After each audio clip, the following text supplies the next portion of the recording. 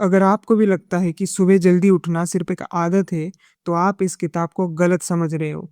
The 5 AM club सिर्फ जल्दी उठने की बात नहीं करता, बल्कि ये सिखाता है कि कैसे आप अपनी सुबह को कंट्रोल करके अपनी पूरी जिंदगी को बेहतर बना सकते हो। आज के तेज और कभी-कभी क्योटिक माहौल में, खासकर भारत जैसे देश में, ये प्रिंसिपल्स आपको ओवरवेल्म्ड होने से बचाकर आपको कंट्रोल में रहने में मदद करते हैं। सोचिए, जब दुनिया अभी भी सो रही होती है, उस समय आप अपने दिन की सबसे मजबूत शुरुआत कर रहे होते हैं। सुबह का समय सबसे शांत और डिस्ट्रैक्शन फ्री होता है, और यही वो समय है जब आपका दिमाग सबसे ज्यादा पावरफुल होता है। अगर आप इस समय को सही तरीके से इस्तेमाल करते हैं, तो आप अपने दिन का टोन सेट कर सकते हैं। यानी दिन कैसा जाएगा ये आप पहले से ही तय कर सकते हैं। इस किताब का सबसे बड़ा लेसन है own your morning, elevate your life. इसका मतलब है कि अगर आप अपनी सुबह को डिसिप्लिन और फोकस के साथ शुरू करते हैं, तो धीरे धीरे आपकी पूरी लाइफ इंप्रूव होने लगती है। आप ज़्यादा प्रोडक्टिव बनते हैं, स्ट्रेस कम होता है, और आप अपने गोल्स के करीब पहुंचने लगते हैं। मैंने आप लोगों के लिए इस किताब से 5 इंपॉर्टेंट लेसन्स को उठाया है, और कैसे उनको रियल लाइफ में अप्लाई करना है, इसको बहुत ही सिंपल शब्द में बताने की कोशिश किया है। Lesson 1, the 20-20-20 formula.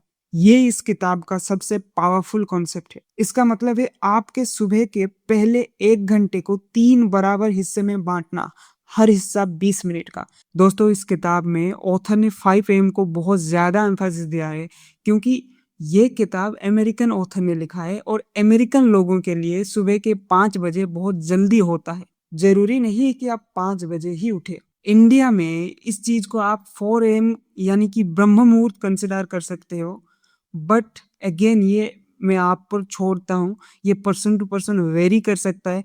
बस आप ये कोशिश करना कि जितना जल्दी से जल्दी हो सके आप उठ जाए, और उठने के बाद पहला 1 घंटे को आपको 3 अलग अलग हिस्सों में डिवाइड करना है।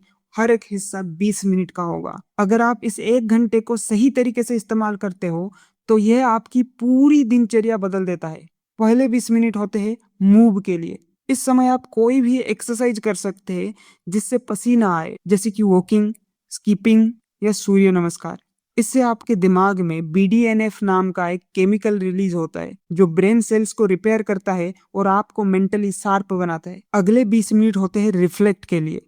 इस समय आप मेडिटेशन कर सकते हो, जर्नलिंग कर सकते हो, या सिंपली शांति से बैठ सकते हो। यह आपको अंदर से काम करता है और आपकी सेल्फ अवेयरनेस बढ़ाता है। भारत में इस समय को ब्रह्म मुहूर्त कहा जाता है, जो सूर्योदय के पहले का समय होता है, और इसे योग और ध्यान के लिए सबसे बेस्ट माना जाता है। और आखिरी 20 मिनट होते हैं ग्रो के लिए। इस समय आप कुछ नया सीख सकते हो, जैसे कोई किताब पढ़ना, पॉडकास्ट सुनना, या अपने गोल्स को रिव्यू करना।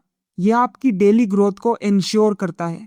Lesson 2, 90-90-1 rule. इसका मतलब है कि अगले 90 दिनों तक हर दिन अपने काम के पहले 90 मिनट सिर्फ अपने सबसे इम्पोर्टेंट गोल या प्रोजेक्ट पर लगाए। यानी वो एक काम जो आपकी ग्रोथ के लिए सबसे ज्यादा जरूरी है। इसे आप छोटी छोटी चीजों में उलझने से बच जाते हैं, जैसे ईमेल्स, मैसेजेस, लगातार आने वाली नोटिफिकेशंस, जिन्हें सेलो वर्क कहा जाता है।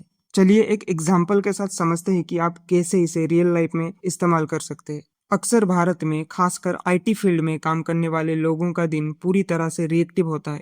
कभी मीटिंग्स, कभी कॉल्स, तो कभी अचानक आने वाले टास्क्स। ऐसे में इंपॉर्टेंट काम पीछे छूट जाते हैं। लेकिन अगर आप इस रूल को फॉलो करते हैं, तो आप अपने दिन की शुरुआत ही सबसे जरूरी काम से करते हैं। मान लीजिए आपका काम सुबह 9:30 से शुरू होता है, तो 9:30 से लेकर 11 बजे तक का समय अपने कैलेंडर में डीप वर्क के नाम से ब्लॉक कर दीजिए। इस दौरान फोन नोटिफिकेशंस को बंद रखें और किसी भी डिस्ट्रैक्शन से दूर रहे। इस समय का इस्तेमाल उस कॉम्प्लेक्स कोडिंग टास्क को पूरा करने में, या किसी इंपॉर्टेंट प्रेजेंटेशन या स्ट्रेटेजी बनाने में करें, जो आपके लिए सबसे इंपॉर्टेंट है। जब आप दिन की शुरुआत ही अपने सबसे बड़े काम से करते हैं, तो आपका कॉन्फिडेंस बढ़ता है, और दिन का बाकी हिस्सा ऑटोमेटिकली आसान होने लगता है।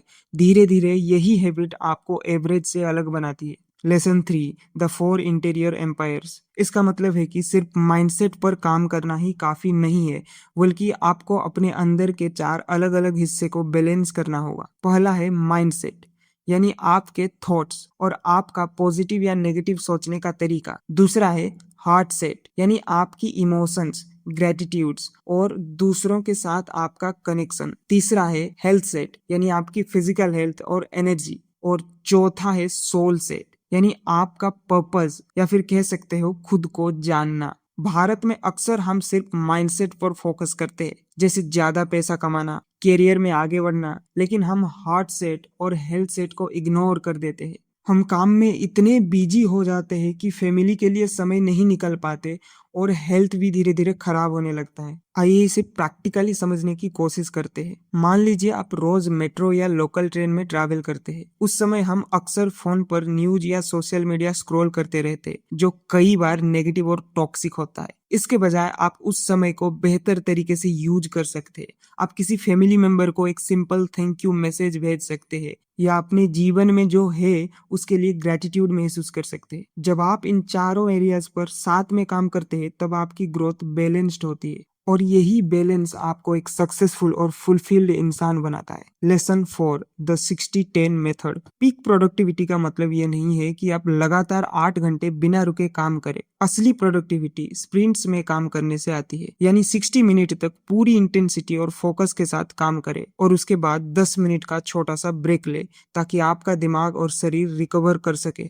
इस ब्रेक में आप थोड़ा सा चल सकते हैं, पानी पी सकते हैं या किसी भी तरह से स्क्रीन से दूर रह सकते हैं। भारत में अक्सर स्टार्टअप्स में हसल कल्चर बहुत कॉमन है, जहां लोग बिना रुके लंबे समय तक लगातार काम करते हैं। शुरुआत में ये प्रोडक्टिव लगता है, लेकिन धीरे धीरे ये बर्नआउट या थकान में बदल जाता है। इसका सबसे बड़ा इफेक्ट दोपहर के समय दिखता है, जब लगभग 30 बजे के आसपास एनर्जी अचानक गिर जाती है और इंसान को कुछ मीठा खाने या जंक खाने का मन करता है। अगर इसे प्रैक्टिकल तरीके से अपनाना है तो आप अपने डेस्क पर एक सिंपल टाइमर लगा लो। 60 मिनट तक सिर्फ काम पर फोकस करो बिना किसी डिस्ट्रैक्शन के, फिर 10 मिनट के लिए ब्रेक लो। जब आप इस पैटर्न को फॉलो करते हैं तो आपका एनर्जी लेवल पूरे दिन स्टेबल रहता है, आप ज्यादा फोकस्ड रहते हैं, कम थकते हैं और आपकी ओवरऑल प्रोडक्टिविटी नोटिसेबली बढ़ जाती है। Lesson 5, the concept of day stacking. अपने जीवन में छोटे छोटे डेली इंप्रूवमेंट्स करो, चाहे सिर्फ 1% ही क्यों ना हो। शुरुआत में ये बहुत ही छोटे लगते हैं, लेकिन जब ये लगातार जुड़ते रहते हैं